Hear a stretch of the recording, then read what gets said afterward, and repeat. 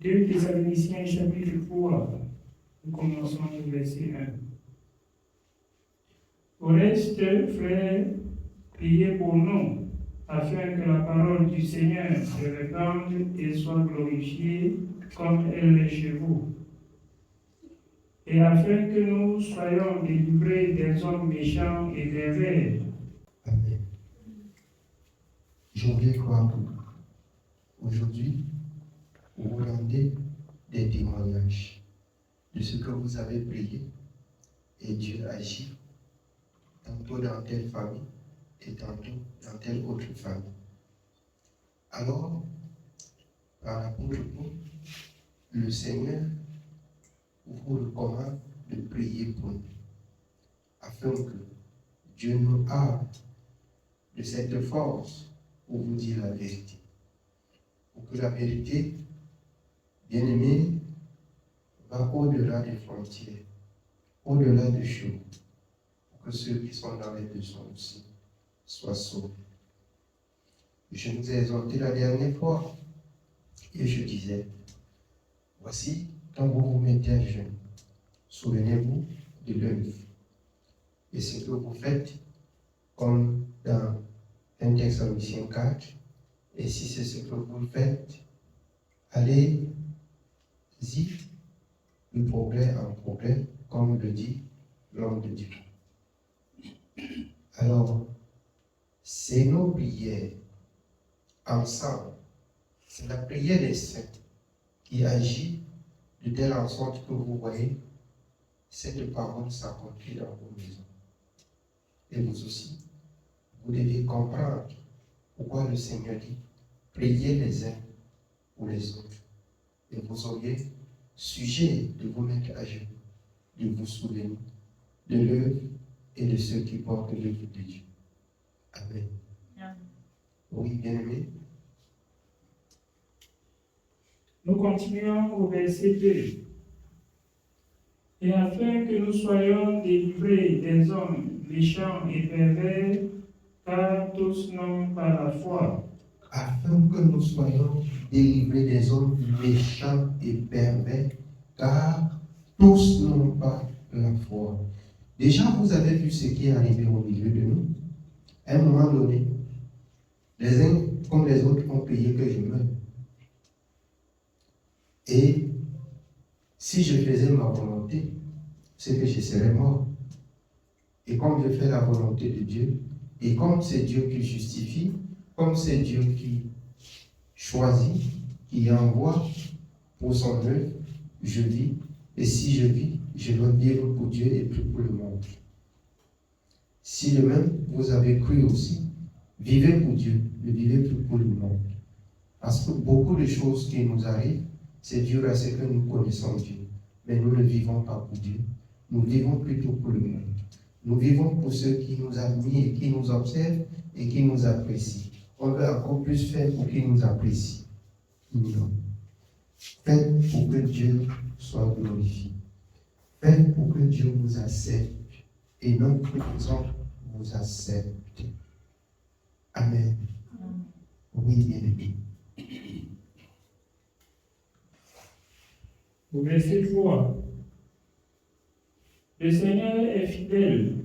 Il vous affermira et vous préservera du malin. Il est fidèle. Si vous vivez pour Dieu, il est fidèle. Il va vous garder du malin. Soit on va prier que vous mourrez, comme on a prié que je meure. Dieu va vous garder de la mort et du malin. Amen. C'est une vérité. L'apôtre Paul dit dans 1 Corinthiens 4. Alors, il n'a pas peur du jugement des hommes. Celui qui craint, c'est son Dieu. Les hommes peuvent dire et arrêter ce qu'ils ont arrêté à leur chemin pour lui, mais lui, son cœur là, c'est pour son Créateur. C'est pour ça que dans l'âge, il dit si je vis, ce n'est plus moi qui vis, c'est Christ qui vit en moi. Et nous l'avons vu dans toutes ses œuvres, témoignant, glorifiant, et Dieu accomplissant les paroles de sa bouche, appuyait ses paroles par des témoignages et des prodiges qui ne cessaient de se manifester tous les jours en sa personne. De telle en sorte que quand vous voyez, vous lisez Acte 19, Paul dans des rues pour prêcher, dans des synagogues pour prêcher. On appliquait les mouchoirs sur lui. Quand la sueur descendait, on allait imposer aux malades et les malades étaient guéris. C'est Dieu qui témoigne que celui-là qui parle, il parle de moi. Dieu témoigne sa présence dans les paroles et la vie de Paul. Travaillons de telle en sorte que Dieu puisse témoigner sa présence dans nos vies et dans nos actions de tous les jours. Si nos actions ne louent et ne glorifient pas Dieu, autrement dit, nous aurions cru en vous. Autrement dit, bien aimé, ce que nous faisons, nous le faisons en vous. Ça, c'est 2 Corinthiens 15. Il dit à Corinthe que la parole que vous avez reçue, si vous ne la retenez telle que vous avez reçue, autrement, vous auriez cru enfin. Aujourd'hui, les gens se contentent de dire j'ai cru. Les gens se contentent de dire je suis un enfant de Dieu. Les gens se contentent de dire oh, nous écoutons la bonne parole. Écoute, il faut écouter même Dieu parler. Et tu ne mets pas en pratique, tu ne vas pas être sauvé. Même si tu vois, tu l'écoutes parler, tu ne mets pas en pratique, tu ne vas pas être sauvé. Ce n'est pas tous ceux qui ont vu Jésus qui iront dans le royaume de Dieu. Ce n'est pas tous ceux qui disent Seigneur, Seigneur, qui hériteront le royaume des cieux. Beaucoup l'ont vu et vont périr en enfer. Donc ne dites-vous pas que on écoute la bonne parole. Dites-vous que vous mettez en pratique la parole de Dieu. Amen. Oui, bien aimé. Nous avons à votre égard cette confiance dans le Seigneur que vous faites et que vous ferez les choses que nous recommandons. Que vous faites et que vous ferez des choses que nous vous recommandons.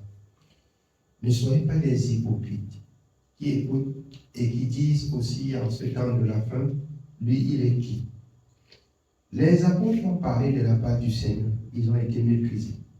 Jésus lui-même est venu au nom de Dieu, il a été méprisé, craché dessus et rejeté. Nous aussi nous parlons de la part du Seigneur, certes on peut être méprisé, mais nous savons, nous connaissons où nous partons. C'est pour cela qu'il nous a recommandé de supporter quelques injustices, quelques injures. De supporter parce que la gloire à venir ne saura remplacer la souffrance. La souffrance de maintenant ne pourra remplacer la gloire à venir. La souffrance du temps présent ne peut pas remplacer la gloire à venir. On peut souffrir, vous pouvez cracher dessus, nous cracher dessus, vous pouvez dire ce que vous pensez. Mais si nous faisons l'œuvre de Dieu avec persévérance et dans la justice, alors le lendemain pour nous serait des jours de bonheur et de joie. Si vous servez Dieu dans un esprit bien disposé comme celle-ci, vous êtes heureux, vous pouvez vous dire en vous-même que vous êtes sur le chemin. Amen. Oui, bien aimé. Que le Seigneur dirige vos cœurs vers l'amour de Dieu et vers la patience de Christ. Vers la patience et vers l'amour. La patience et vers l'amour. Être patient, aimer, bien aimé, c'est une force spirituelle. Être patient. Quand on parle de la patience, c'est aussi patienter de parler. Parler peu, comme il dit dans Jean. Aimer, même ceux qui méditent, qui mal parlent. Et même parler en ayant écouté selon la vérité. Amen. Oui, bien. Nous vous recommandons, frères, au nom de notre Seigneur Jésus-Christ, de vous éloigner de tout frère qui vit dans le désordre et non selon les instructions que vous avez reçues de nous. S'il y a quelques désordres, en quelques lieux que ce soit, le Seigneur nous recommande de ne plus nous approcher de ceux qui vivent dans le désordre. Donc, ne vous posez pas beaucoup de questions. Alors vous vous attachez beaucoup à la parole de Dieu, je m'attache à vous. Vous ne vous attachez pas beaucoup à la parole, je ne m'attache pas aussi à vous. J'honore mon Dieu. Je fais la volonté de mon Dieu. Je fais la volonté de mon Dieu. Vous vous attachez à Dieu, Dieu s'attache à vous. Vous ne vous attachez pas à Dieu. Moi-même, je ne m'attache pas à vous parce que je ressemble à ce que mon Créateur a dit. Amen. Oui, bien. Vous savez vous-même comment il faut nous imiter, car nous n'avons pas vécu parmi vous dans le désordre. Nous n'avons pas vécu, comme dit l'apôtre Paul, dans le désordre. L'évangile que vous avez reçu dès votre premier jour dans cette maison n'a jamais été dans le désordre. Mais le désordre est venu du dehors. Beaucoup de personnes parmi vous ont emprunté la voie du désordre. Et en ce temps de la fin, je crois que vous pouvez établir la différence dans le désordre et dans la paix, dans le désordre et dans l'amour, dans la haine et dans l'amour. Vous pouvez vous-même établir la différence pour voir quel côté a aimé Dieu. Parce qu'on ne parle pas de l'amour des hommes, l'amour de Dieu. L'amour de Dieu consiste à garder ses commandements. Si quelqu'un vous aime beaucoup sans garder la parole de Dieu, c'est qu'il ne vous aime pas. Cet amour est temporaire, est prêt à disparaître. Mais si quelqu'un garde la parole de Dieu, je dis bien garder la parole de Dieu, il peut vous aimer et vous aimer pour toujours. Il peut vous aimer pour toujours. Mais s'il ne garde pas la parole de Dieu, il peut vous aimer de bouche, comme les pharisiens avec le Seigneur. Mais son cœur loin de lui. Que ça nous donne de bien comprendre. Pour le monde qui manifeste cet amour hypocrisie, alors, et que vous dites que c'est mon frère, c'est ma soeur, c'est ma mère, je voulais vous rappeler cette parole de Luc 14, 25. Ton père, ta mère, ton frère, ta soeur, même ta propre vie. Si tu les hais, tu ne peux hériter le royaume de Dieu. Tout ce sentiment-là, c'est mort. Ça fait de cela 2 jours. Ma tante m'a appelé même pour dire. Donc même appelé, tu n'appelles pas, comme la mère est partie depuis. J'ai dit à moi-même, bonjour. Elle a dit, même appelé, tu n'appelles pas, il n'est plus rien dit. Je suis resté tranquille. Elle dit qu'il voulait te saluer, il dit qu'il faut saluer aussi. Et je suis resté tranquille. Je suis resté tranquille. On veut me pousser de bavarder. Moi, je les laisse bavarder. Que Dieu vous donne la sagesse. Personne, je ne vais accepter à personne de me trouver. Que ce soit ma mère, que ce soit qui. Si elle vit n'importe comment là-bas, ça ne me regarde pas. Ça ne me regarde pas. Je vais servir Dieu et je vais à lui. Je vais servir Dieu et Dieu me gardera de toute embûche. Chacun peut choisir de faire ce qu'il veut. Dieu a créé l'homme libre. La chair a disparu. Je vis pour Dieu. C'est pourquoi vous pouvez bien comprendre pourquoi l'apôtre Paul, dans Galates, si je vis, ce n'est plus moi qui vis, c'est Christ qui vit en moi. C'est, pour moi personnellement, si ce n'était pas Christ là, c'est que je ne vis pas. C'est qu'il voit l'autre, ce qui dit que l'un fait ça, c'est qu'il voit où? C'est qu'il voit où? Dans la tombe. C'est par la grâce que je vis. Je sais ce que je vous dis, c'est pas la grâce. Si nous n'était la grâce de Dieu, on aurait déjà Dieu. Mais je vis par la grâce. Amen. Nous continuons au verset 8. Nous n'avons mangé gratuitement le pain des personnes, mais dans le travail et dans la peine, nous avons été nuit et jour à l'œuvre pour n'être à charge à aucun de vous. Écoutez bien, comme je disais à quelqu'un, je n'ai mangé gratuitement le pain de quelqu'un parmi vous. Je n'ai jamais prêché l'évangile pour vous exciter à me donner à manger. Si quelquefois vous avez préparé la nourriture, vous l'avez fait à votre volonté. Je n'ai mangé gratuitement le pain de quelqu'un. Et si je mange même votre pain, c'est suite au travail que j'ai fait. Et le Seigneur demande que dans sa parole, vous deviez me faire part de tous vos biens. Je ne parle pas pour le gramme. L'apôtre Paul dit qu'il ne peut pas, alors, pour cela vous imposer ce genre de choses. Non, cette voie-là, lui, non. Lui, non. Et c'est cet évangile que vous voulez écouter en ce temps de la fin. Mais l'évangile qui est selon la vérité, c'est que l'amour de Dieu remplisse vos cœurs et que chaque chose que vous vouliez faire, que ce soit sous la conduite du Saint-Esprit, vous serez bénis par Dieu. Vous recevrez la grâce de Dieu. Amen. Oui, bien. Ce n'est pas que nous n'ambissions de gloire, mais nous avons voulu vous donner à nous-mêmes un modèle à imiter. Un modèle à imiter. Si demain quelqu'un parmi vous est appelé à être serviteur, à être à ce niveau où je suis, il change de doctrine, ça retombe sur sa tête. Nuit et jour, il dit qu'il a travaillé. Moi aussi, je travaille. Vous voyez comment je travaille? Je sors là, je suis au marché Congo devant, même à Bonaprison, je cours les sacs. Je travaille. Pour ne pas être à charge au peuple de Dieu. Pour ne pas être à charge au peuple de Dieu. Je voudrais rendre grâce à Dieu.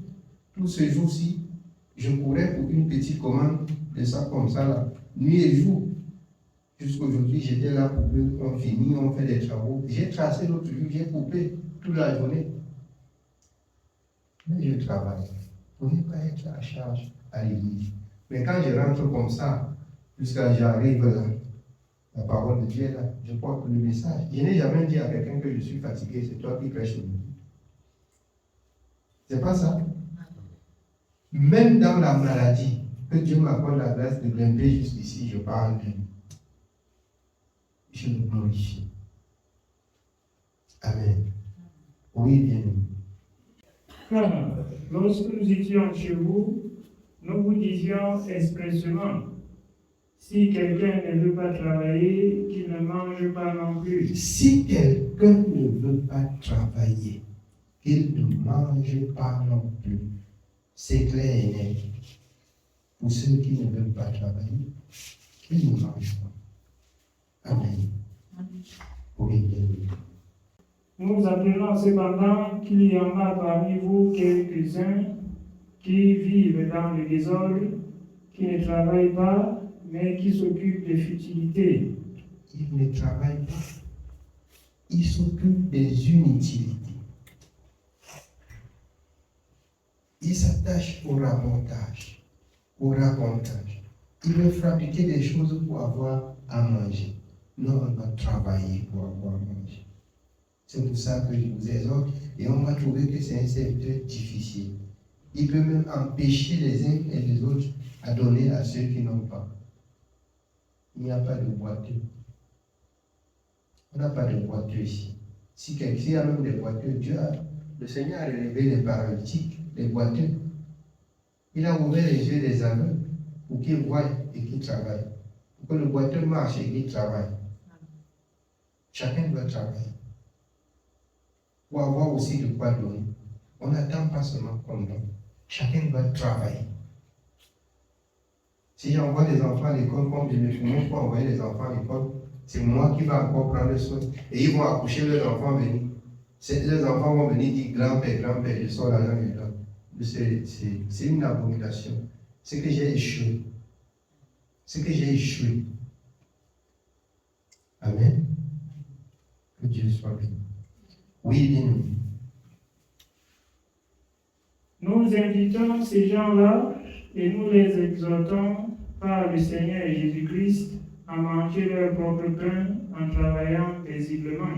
En travaillant paisiblement et à manger leur propre pain.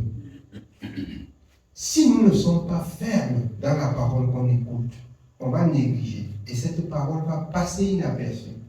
Et on doit nourrir.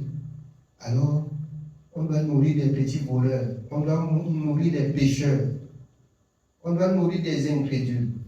Et quand le jour où vous n'allez pas manger, vous n'avez pas donné, ils vont mal parler, murmurer, et vous maudire même.